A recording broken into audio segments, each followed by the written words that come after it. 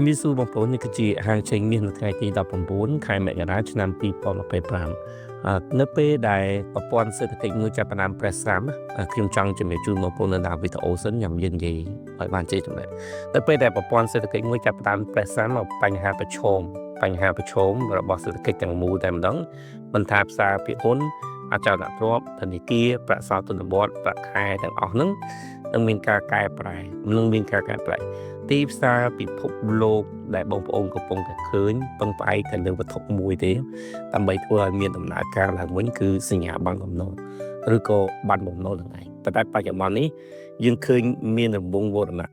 ឬក៏ការដើរផ្ទុយគ្នារវាងសញ្ញាប័ណ្ណបំណុល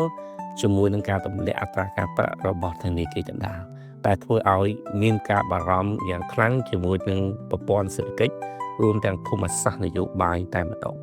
បន្តិចទៀតយើងចាំទៅដល់ភាពស៊ីជម្រៅនៃរឿងហ្នឹងថ្ងៃនេះយើងជជែកគ្នាបែបនេះទេព្រោះពីម្សិលមិញថ្ងៃយើងបានជជែកគ្នាអំពីព័ត៌មានយ៉ាងសំខាន់ដូចហើយខ្ញុំក៏គិតថាសម្រាប់ដែរថ្ងៃនេះបន្ទាប់ពីឃើញមាសឡើងរហូតដល់ទៅ$567នៅក្នុង1 G ខ្ញុំចង់ជជែកគ្នាជាមួយនឹងបងប្អូនបន្តិចសម្រាប់អ្នកដែលក៏មិនបានស្ដាប់វីដេអូពីម្សិលមិញចាក់ទិនជាមួយនឹងពន្ធគយរបស់លោកតារាចាន់ដែលចង់ដាក់ទៅលើ NATO ណាបងប្អូនអាចទៅស្ដាប់ពីម្សិលមិញបានពីព្រោះមានចំណុចល្អច្រើនដែលបងប្អូនអាចយកទៅពិចារណាទៅលើការជួញដូរមាសហើយក៏សូមអបអរសាទរសម្រាប់អ្នកដែលគាត់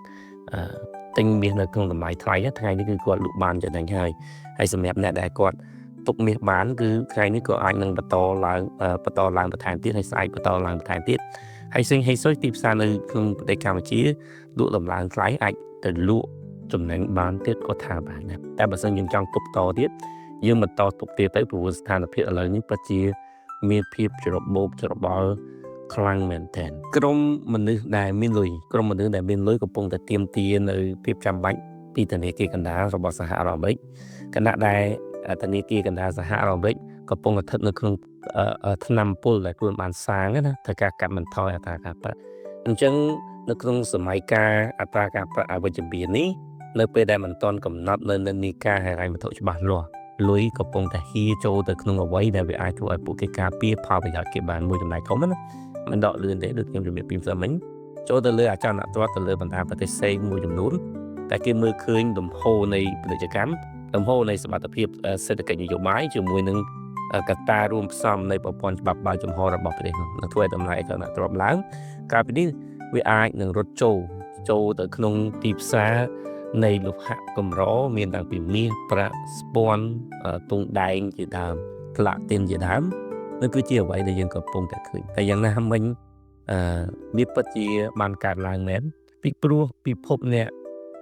វិនិយោគទាំងឡាយកំពុងតែលែងទុកចិត្តកំពុងតែស្ថិតនៅក្នុងភាពច្របូកច្របល់កំពុងតែយល់ថាការវិនិយោគដែលពួកគាត់ធ្វើឬក៏មិនមានការស្វែងយល់ឲ្យបានស៊ីជម្រៅ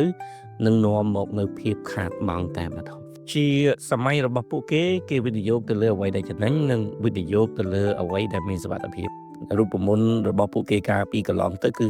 60-40ដែលខ្ញុំជំរាបជូនបងប្អូនណាគេទិញប័ណ្ណបំណុល 60% គេជួញដូរផ្សារហ៊ុន 40% ជួនកាលទៅគេជួញដូរផ្សារហ៊ុន 60% គេជួញដូរប័ណ្ណបំណុលហ្នឹង 40% ហេតុអីពីពួកប័ណ្ណបំណុលគឺជាទ្រព្យដែលមានសុវត្ថិភាពបំផុតរបស់សហរដ្ឋអាមេរិកតែវាចំណេញតិចដោយសារតែទិន្នផលឲ្យប្រចាំឆ្នាំណាខ្ញុំប្រើពាក្យទិន្នផលខ្ញុំដឹងតែមានបងប្អូនមួយចំនួនពិបាកយល់យើងនិយាយថាការប្រាក់ពេលការប្រាក់គឺបច្ចេកទេសនោះវាខុសយើងប្រើពាក្យថាការប្រាក់ចុះប៉ុន្តែខ្ញុំដឹងថាដូរពីទិន្នផលមកការប្រាក់ប៉ុន្តែដោយសារតែនៅក្នុងពេលបច្ចុប្បន្ននេះបានបំណុលរបស់សហរដ្ឋអាមេរិកនៅក្នុងរយៈពេលវែងមានទិន្នផលឬក៏អត្រាការប្រាក់ហ្នឹងស្ថិតនៅក្នុងកម្រិតទាបហើយការវិនិយោគរបស់ពួកគាត់ការវិនិយោគរបស់មហាសេដ្ឋីធំវិជាស្ថានហិរញ្ញវត្ថុធំធនាគារធំដែលយកលុយរបស់ខ្លួនទៅទិញប័ណ្ណបំណុលរបស់សហរដ្ឋអាមេរិកប្រឈមជាមួយនឹងការខាតបង់ដោយសារតែបញ្ហាអតិផរណាមានកម្រិតខ្ពស់ហើយអាចនឹងបន្តកើនឡើងខ្ពស់ទៀតទៅដោយបញ្ហាភូមិសាស្ត្រនយោបាយការដំឡើងពន្ធឥតឈប់ឈរជាពិសេសគឺការដំឡើងពន្ធសម្បីតែសម្ព័ន្ធមិត្តរបស់ខ្លួនឯងរបស់លោកដូណាល់ត្រាំដែលយើងជជែកគ្នាកាលពីម្សិលមិញបានធ្វើឲ្យតម្លៃមាសមានការបុកឡើងខ្លាំងអ្វីទៅជាចំណុចនេះដើម្បីឲ្យបងប្អូនចាប់ឲ្យបានខ្ញុំចង់ជម្រាបជូនបងប្អូនថា លុយកំពុងតែបែកធ្លាយពីសញ្ញាបត្របំណុលរបស់សហរដ្ឋអាមេរិកហើយដែលកន្លងមកយើងឃើញបានបំណុលរបស់សហរដ្ឋអាមេរិកត្រូវបានទិញដោយពាណិជ្ជករជនជាតិជប៉ុនជនជាតិចិននិងរដ្ឋាភិបាលជប៉ុនរដ្ឋាភិបាលជនជាតិចិនរួមទាំងពលរដ្ឋឬក៏ស្ត្រីអ្នកវិនិយោគទាំងបណ្ដាពិភពលោកនិងប្រជាជនសហរដ្ឋអាមេរិកឬក៏ក្រុមហ៊ុនសហរដ្ឋអាមេរិកអ្នកវិនិយោគសហរដ្ឋអាមេរិកធនាគារសហរដ្ឋអាមេរិកក្នុងឯងដែលពួកគេជឿជាក់ហើយយល់ថាបានបំណុលទាំងអស់នេះមានសុវត្ថិភាពប៉ុន្តែនៅពេលដែលបានបំណុលទាំងអស់នេះនៅពេលដែលគេយល់ឃើញថាវាស្ថិតនៅក្នុងសម័យការអត្រាការប្រាក់អវិជ្ជមានឬក៏ទិញបានបំណុលនឹងខាតរយៈពេលវែងក្តីដោយសារអតិផរណាមានការឡើងការបារម្ភការដកសាច់ប្រាក់ចេញការលែងឲ្យធនាគារកណ្ដាលខ្ចីគឺជារឿងមួយដែលអ្នកវិនិយោគនោះគឺដាក់សម្ពាធទៅដល់គោលនយោបាយធនាគារកណ្ដាលសហរដ្ឋអាមេរិកអ្វីទៅជាការដាក់សម្ពាធរបស់ពួកគេចំណុចនេះគឺពួកគេចង់បានអត្រាការប្រាក់ឬក៏ទិន្នផលយើងប្រើពាក្យទិន្នផលធម្មតាទេណាខ្ញុំនិយាយច្រើនដល់ព្រោះមានអ្នកស្រាប់ខ្លះក៏បាយមកវិញណាអញ្ចឹងគឺគាត់ចង់បានទិន្នផលឬក៏អត្រាការប្រាក់ហ្នឹងលើសពី 5% 10% 20% ឬក៏ប្រមាណភាគរយយើងមិនបាននិយាយអំពីតួលេខហ្នឹងទេប៉ុន្តែយើងនិយាយអំពីកម្រិតដែលពួកគេអាចជឿជាក់បានថាពួកគេមានសមត្ថភាពក្នុងការទិញបានបំណុលរបស់សហរដ្ឋអាមេរិកយកទៅទុកដោយមិនខាតបង់បើមិនអញ្ចឹងទេពួកគេនឹងយកលុយហ្នឹងទៅវិនិយោគទៅលើរូបិយប័ណ្ណផ្សេងទៅលើអចលនទ្រព្យបងប្អូនដែលខ្ញុំនិយាយមិនសិនមិញវានិយាយដដែលណាចលនទ្រព្យប្រទេសខ្លះជប៉ុនគេនាំទៅទិញឯពួកតម្លាក់ចុះថោកអារ៉ាប់រួមឬក៏ផ្សេងទៀតឬក៏ទៅលោហៈកម្រដូចជាមាសឬក៏អីផ្សេងដែលកំពុងតែមានតម្លៃឡើងខ្លាំងតែម្ដងអានឹងគឺជាថ្នាំពុលគឺជារឿងដែលណាបច្ច្រាស់ពាណិជ្ជករអ្នកវិនិយោគគឺស្ថានភាពធនាគារទាមទារឲ្យទិន្នផលនៃប័ណ្ណបំណុលមានកម្រិតខ្ពស់ប៉ុន្តែ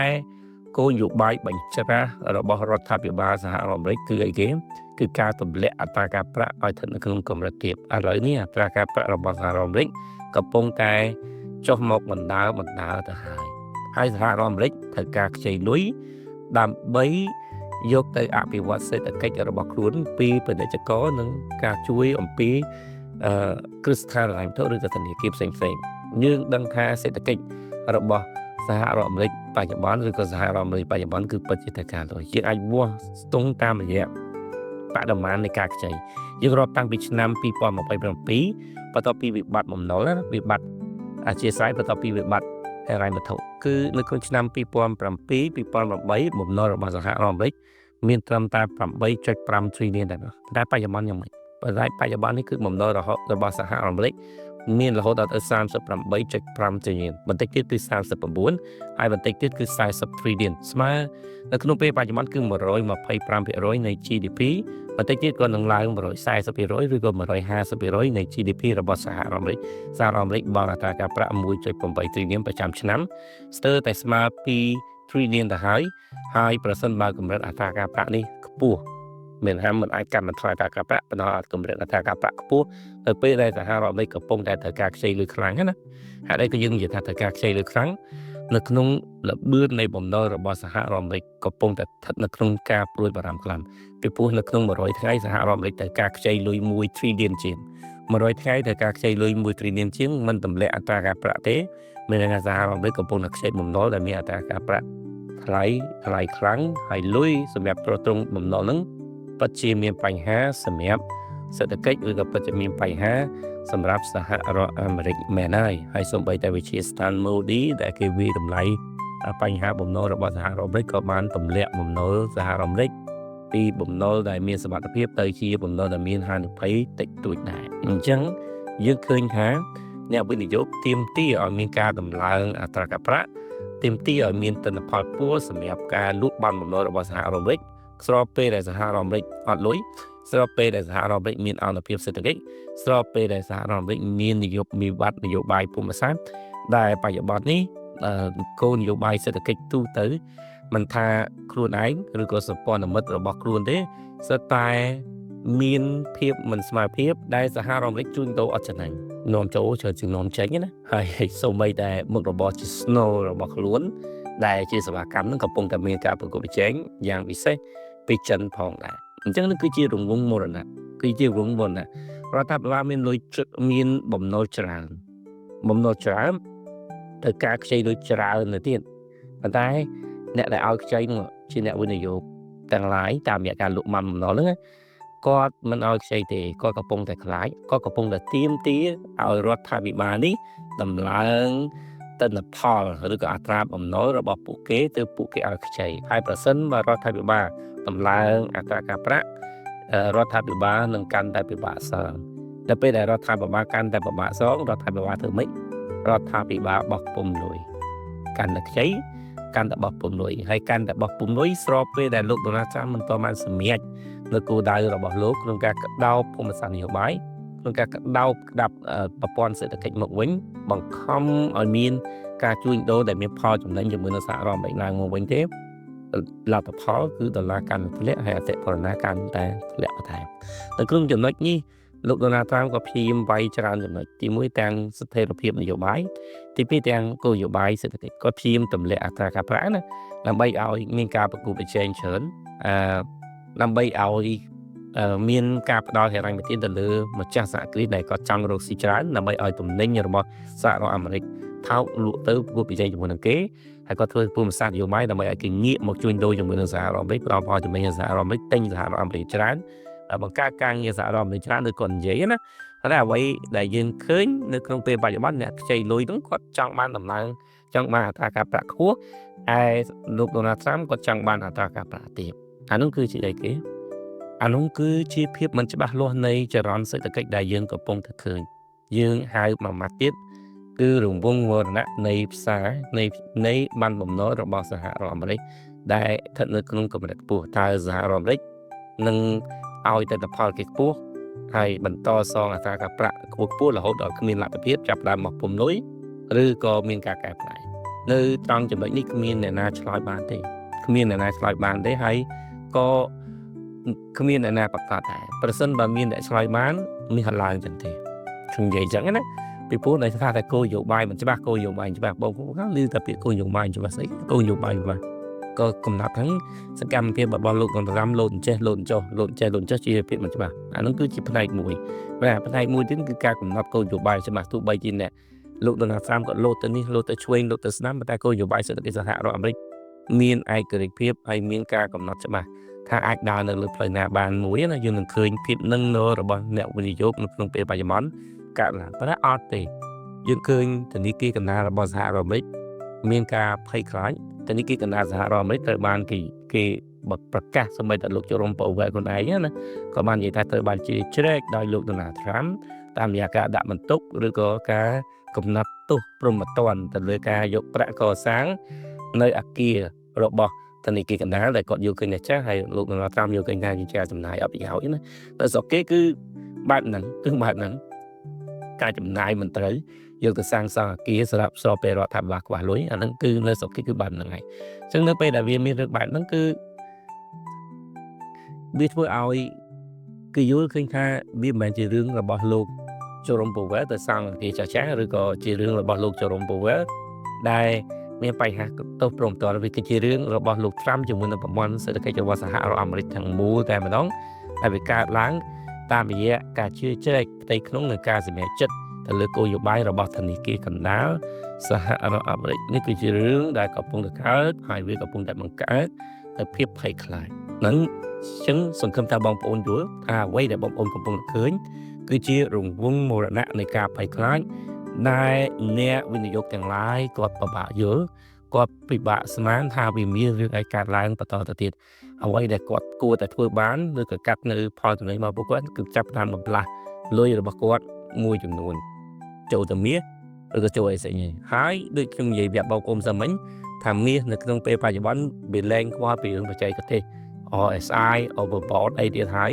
ពីព្រោះយើងមើលទៅវាស្ថិតនៅក្នុងកម្រិតខ្ពស់ប៉ុន្តែនៅតែទិញថែមម្សិលមិញមានការលក់ដូរចេញដែរម្សិលថ្ងៃសុក្រធ្លាក់ជាង$100មកឲ្យដែរតែឥឡូវវាឡើងទៅនឹងទៀតអត់ដូចតែជំរាបគាត់តែពុនគយចេញមកយើងនឹងតែវាឡើងដែរមានអីក្រៅពីការបារម្ភឥឡូវយើងចូលទៅដល់ពុនគយនឹងបន្តិចពីការខ្លែងការពីម្សិលមិញដើម្បីឲ្យតាមតអ្នកនរគ្នាណាម្សិលមិញតើជាមួយនឹងមេដឹកនាំនៅតំបន់អឺរ៉ុបគឺអ្នកស្រីលេងដែលគាត់បានលើកឡើងខ្លាំងនៅលើបណ្ដាញសង្គមតែម្ដងអានេះ copy និន្នាការនៃការធ្វើការរបស់ពួកអ្នកដឹកនាំសង្គមជាទូទៅគេនេះឥឡូវឆ្លងពីខ្មែរមើល Facebook ខ្មែរទៅ vậy liền nhé bài còn chlong pi lục na tram vô lục na cam còn chơi thời gian là lừa bật hành cùng mà lấy kinh chlong á các ăn chân nó thì là lấy ngon kinh chlong rồi mình đăng bộ này ra mưa Facebook mai tạm làm bỏ miền rom trên lên sọc mai chạy cái cứu nó mình chết hiện tham chân có bạn lực làm ra việc Apple là lục na tram vậy nó cứ chia ca một plan tầm tầm nông chlong rồi bao mà ha sầm mất ở lăng tịnh nên phải cho một ca lại cho nó cũ lại khang đẹp đóngแต่เส้นบ่ารมันมันต่อรูปหรือก็สำรองគ្នាទេវានឹងមានបញ្ហាអញ្ចឹងគាត់លើកទឹកចិត្តឲ្យអឺរ៉ុបប្រឆាំងជាមួយនឹងសហរដ្ឋអាមេរិកដូចយើងនិយាយណាសហរដ្ឋអាមេរិកដាក់ពន្ធគយបើគាត់ជាមានការសងមកវិញហ្នឹងវាជាការបំផ្លាញទឹកចិត្តរបស់ពួកគេឬក៏បែបណាក៏មិនដឹងធម្មតាទេសហរដ្ឋអាមេរិកក៏មើលឃើញថាយើងនិយាយពីរហ្នឹងយកអត់និយាយថាអឺរ៉ុបខុសឬក៏សហរដ្ឋអាមេរិកត្រូវឬក៏សហរដ្ឋអាមេរិកត្រូវអឺរ៉ុបខុសណាសហរដ្ឋអាមេរិកក៏រកស៊ីមួយពួកអឺរ៉ុបមានតូចមានធំពួកតូចអត់មានគាំទ្រសហរដ្ឋអាមេរិកទេហើយពួកធំក៏ទៅបរិយាកាសជាមួយសហរដ្ឋអាមេរិកនាំតែគេយកចំណេញរៀងខ្លួនហើយសហរដ្ឋអាមេរិកគាត់ចាយលុយច្រើនគេនៅក្នុង NATO ចាយលុយច្រើនគេនៅក្នុងការការពារតំបន់អឺរ៉ុបដល់ពេលគាត់ទៅយូរទៅអត់ចំណេញលើកលែងពន្ធចុះលើកលែងពន្ធឡើងដូចនៅអាស៊ីអញ្ចឹងគាត់លើកលែងពន្ធហើយដល់ពេលគាត់ឃើញអត់ចំណេញគាត់ហុញមកគាត់តម្លើងពន្ធមកវិញពីពួកហ្នឹងគាត់បឹងទីផ្សារសហរដ្ឋអាមេរិកមួយថ្ងៃក្រោយនៅតែបន្តទៀតសហរដ្ឋអាមេរិកយកឃើញថាគាត់ចេះខ្សោយបែបហ្នឹងណាតែអឺរ៉ុបកាលណាបើសិនសហរដ្ឋអាមេរិកធ្វើអញ្ចឹងគាត់ត្រៀមខ្លួនមិនទាន់បានផងមិនមានការចរចាហើយក៏មិនឬក៏ផ្លាពេលវេលាតែបើយើងនិយាយថាមិនផ្លាពេលវេលាក៏មិនត្រូវលោកលោកត្រាំគាត់ធ្វើតាំងពីអាណត្តិទី1រហូតមកអាណត្តិទី2ចិត្តចប់ទៀតហើយនៅតែបន្តទៀតអានោះគឺបែបហ្នឹងអញ្ចឹងរកខុសតើឃើញទេពីព្រោះមនុស្សមានអត្ថប្រយោជន៍របស់ខ្លួនរៀងខ្លួនហើយយើងមិនអាចចែកបាយយើងនៅក្នុងចានដែលមានតែកន្លះណាឲ្យគេហើយយើងអត់អីហូបទៅទូទៀតណាហើយសម្រាប់លោកម៉ាក្រុងគាត់បានបញ្ជូនកងទ័ពរបស់ខ្លួនតូចមួយណាកងទ័ពនោះគឺជានិមិត្តរូបសំខាន់ណាគាត់បញ្ជូនកងទ័ពតូចមួយរបស់ខ្លួនបាក្រុមតូចមួយទៅដេនម៉ានហេតុអីគាត់ទៅការពារកោះ Greenland ហើយទៅការពារពីណាគាត់លើកឡើងថាហ្នឹងគឺជាការការពារសន្តិសុខអឺរ៉ុបជាការពារណាការពារលោកសហរដ្ឋអាមេរិកតែសហរដ្ឋអាមេរិកទៅវាយអត់សហរដ្ឋអាមេរិកទៅវាយទេសហរដ្ឋអាមេរិកធ្វើម៉េចឲ្យវាមានកិច្ចព្រមព្រៀងណាមួយកើតឡើងឲ្យប្រយោជន៍របស់សហរដ្ឋអាមេរិកមាននៅ Greenland ឬក៏មានកិច្ចព្រមព្រៀងមួយដែលអាចទប់គ្រង Greenland បានតែលោកម៉ាក្រុងបាយទៅបញ្ជូនកងការពារតូចមួយទៅការពារកោះ Greenland នៅដេនម៉ានហើយគាត់និយាយថាហ្នឹងគឺជាការការពារសន្តិសុខរបស់អឺរ៉ុបទាំងមូលហើយបើជាមិនគេការភ័យខ្លាចឬក៏អត្តពលផ្សេងទៅឥឡូវមានន័យថាម៉េចមានតែពួកនឹងកំពុងតែឆ្លោះគ្នាហើយបើពួកនឹងកំពុងតែឆ្លោះគ្នាមានរឿងអីកើតឡើងពួកនឹងកំពុងតែឆ្លោះគ្នាមានតែសេដ្ឋកិច្ចវាគង់តែបែកខ្ញែកហើយបានបំណុលរបស់អឺរ៉ុបក៏វាបែកខ្ញែកបានបំណុលរបស់សហរដ្ឋអាមេរិកក៏វាបែកខ្ញែកដែលអាស៊ីនេះចិនក៏មានបញ្ហានៅពួករុស្ស៊ីហ្នឹងក៏មានបញ្ហាអត់មានណាមានបញ្ហាទេប៉ុន្តែស្រូបទាញបានកន្លែងដែលយើងធ្លាប់តែយល់ឃើញចំណាំមើលយើងតែតែមើលឃើញច្រើនណាស់ហេតុអីដូចឥណ្ឌាយើងពលរដ្ឋយើងចូលចិត្តមើលឃើញអាចិតហើយនឹងអាចិតណាគេអាចិតវៀតណាមកាលមុនយើងនិយាយវៀតណាម1 2 3ឥឡូវវៀតណាមឡើងអាច្រើនណាគេឥណ្ឌាចំនួនប្រជាជនគេច្រើនហើយព័ត៌មានផ្សាយរបស់ឥណ្ឌាអត់ដូចចិនទេចិនគេផ្សាយច្រើនណាស់ហើយមួយទៀតយើងមានកូនកាប់ចិននៅស្រុកខ្មែរផងយើងអាចទទួលបានព័ត៌មានពីចិនច្រើនដែរដល់ពេលឥណ្ឌាយើងអត់នេះដែរយើងឃើញចំណុចតូចរបស់គាត់ឃើញក្រមានផ្សេងអញ្ចឹងតែឥណ្ឌាឥឡូវអត់ទេទៀតនឹងកែប្រែថ្នាក់កណ្ដាលរបស់គេនឹងកើតឡើងអញ្ចឹងយើងឃើញចិនវៀតណាមក៏ឡើងធាក៏ឡើងដែរនៅកម្ពុជាអញ្ចឹងអ្នកដែលប្រធមភូមិសាស្ត្រមានផលប្រយោជន៍ដូចជាវៀតណាមដូចជាឥណ្ឌាដូចជាអារ៉ាប់រួមឬក៏កន្លែងផ្សេងទៀតសេដ្ឋកិច្ចគេនៅតែល្អហើយក៏បន្តឡើងខ្លាំងដែរពេលដែលពិភពលោកមានបញ្ហាកន្លែងដែលមានផលប្រយោជន៍បន្តឡើងខ្លាំងកាន់តែឡើងខ្លាំងដូចដែលយើងកំពុងរស់ស៊ីអញ្ចឹងនៅក្នុងសម័យ COVID មនុស្សគ្រប់គ្នាតាបដៃក៏ឡើងមកជួបបាយដឹងជូនតែទៅជាមួយអាជីវកម្មដឹងជូនដល់មហោបអាហារកើតឡើងលិបសិតហើយទៀតអ្នកលក់ម៉ាស់កើតឡើងកាប់លុយអានោះគឺជាបរិបទនៃពិភពលោកហើយក៏ជាបរិបទនៃសង្គមដែរដែលយើងត្រូវតែទទួលស្គាល់ឥឡូវយើងចូលទៅដល់តម្លៃមានបន្តិចណាចាំយើងបញ្ចប់វីដេអូទាំងអស់ហ្នឹងជាមួយនឹង support resistance ជាមួយនឹងនេះតែជាមួយនឹងតបាយការដែលយើងត្រូវមើលសម្រាប់នេះនៅថ្ងៃនេះស្ថិតនៅក្នុងតម្លៃ$567នៅក្នុងមួយជីស្មើនឹង$5,679.24 សេននៅក្នុងមួយតម្លឹង$5,679.24 សេននៅក្នុងមួយតម្លឹងអោនគឺ$4,673.20 សេននៅក្នុងមួយអោន $4,673.20 សេននៅក្នុង1អោនក្រាមគឺ$150.25 សេននៅក្នុង1ក្រាម$150.25 សេនក្នុង1ក្រាមគីឡូគឺ$15,249.17 សេនខ្ញុំធ្លាប់ហៅ16,000អ្នកស្ដាប់ខ្ញុំធ្លាប់ឮឯភ័យសភាវគតិនិងភ័យ Infinity News ចឹងឥឡូវ$15,000.15,249.17 សេនមានប្រិយមិត្តខ្លះគាត់សើចថាទៅ100ទេឬក៏ហើយមានអ្នកខ្លះគាត់ចូលមកថាពេលព្រះធ្លាក់ខ្លាំងហើយអ្នកគាត់ជឿទៅថាខែមករានេះមានធ្លាក់សល់300ជាង380ទេគាត់ជឿមកនិន្ទាខ្ញុំណាឲ្យជប់និយាយទៅព្រោះទីខុសហូតហើយខ្ញុំគាត់សើចតិចហ្នឹងមិនឡក់លើណាយើងមើលព័ត៌មានឲ្យបានទូលំទូលាយហើយយើងមើលស្ថានភាពពិភពលោកឲ្យបានទូលំទូលាយយើងមើលវិបត្តិឲ្យបានទូលំទូលាយទេមើលរឿងសំខាន់បំផុតគឺប្រវត្តិសាស្ត្រកាលណាបើយើងអត់មានប្រវត្តិសាស្ត្រនៅក្នុងខ្លួនណាយើងវិភាគរឿងផុយអ្វីតែបើសិនយើងមានប្រវត្តិសាស្ត្រនៅខ្លួនយើងដឹងថាអាស្ថានភាពនៃការដោះស្រាយនៃវិបត្តិរបស់ពិភពលោកពីមួយទៅមួយមិនមែនជារឿងដែលផ្ទាត់កញ្ចក់ឲ្យទៅបាត់ទេនឹងគឺជារឿងដែលគួរគិតហើយពេលទំនេរសម្រាប់ប្រិមិត្តយើងទាំងអស់គ្នាខ្ញុំសូមលើកទឹកចិត្តឲ្យសិក្សាពីប្រវត្តិសាស្ត្រមនុស្សដែលមិនមានប្រវត្តិសាស្ត្រនឹងខ្លួនដោយដើមចេកដែលវាអត់មានក្លឹមអញ្ចឹងកាប់តែមកបិទដាប់ហើយមកផ្គាក់គឺដាប់ហើយដាច់ហើយអានោះគឺជាតែយើងទៅជារឿងពិតតែយើងទៅបានឥឡូវយើងចូលទៅដល់នេះតិចទៅយើងចូលទៅដល់ support និង resistance យើងហៅហ្នឹងមិនណាអញ្ចឹង support របស់វានៅថ្ងៃនេះមានបើសិនជាមានអាចប៉ះនៅក្នុងតម្លៃ$4,660វាអាចបន្តធ្លាក់មកវិញគឺ$4,662និង$4,600ក្នុងមួយអោននិង support ដែលស្ថិតនៅក្នុងកម្រិតទៀតគឺ$4,580នៅក្នុងមួយអោនហើយកម្រិតមួយដែលបងប្អូនអាចទិញបានមានសុវត្ថិភាពគឺ$4,550និង$4,500នៅក្នុងមួយអោនកម្រិតខ្ពស់របស់មាសប្រសិនបើមាសអាចប៉ះនៅក្នុងតម្លៃ$4,680ហើយបន្តទៅ$4,700មាសអាចបន្តទៅ$4,775នៅក្នុងអោន$4,770នៅក្នុងអោននិងខ្ពស់នៅកម្រិតវាខ្ពស់ខ្លាំងប៉ុណ្ណឹងគឺ$4,850នៅក្នុង1អោនគឺជាតម្លៃខ្ពស់សម្រាប់របាយការណ៍ទិន្នន័យដែលបងប្អូនត្រូវមើលនៅក្នុងសប្តាហ៍នេះនៅក្នុងសប្តាហ៍នេះថ្ងៃច័ន្ទមិនមានអីទេហើយនៅក្នុងថ្ងៃអង្គារក៏មិនមានអីដែរនៅក្នុងថ្ងៃពុធមានរបាយការណ៍តើតើមិនការលក់ដូរអចលនទ្រព្យទេប៉ុន្តែនៅក្នុងថ្ងៃពហុមានរបាយការណ៍សំខាន់ដែលបងប្អូនត្រូវមើលមានការកែឡើងវិញនៃ GDP របស់សហរដ្ឋអាមេរិកការស្នើសុំអត្ថប្រយោជន៍អត់ការងារធ្វើ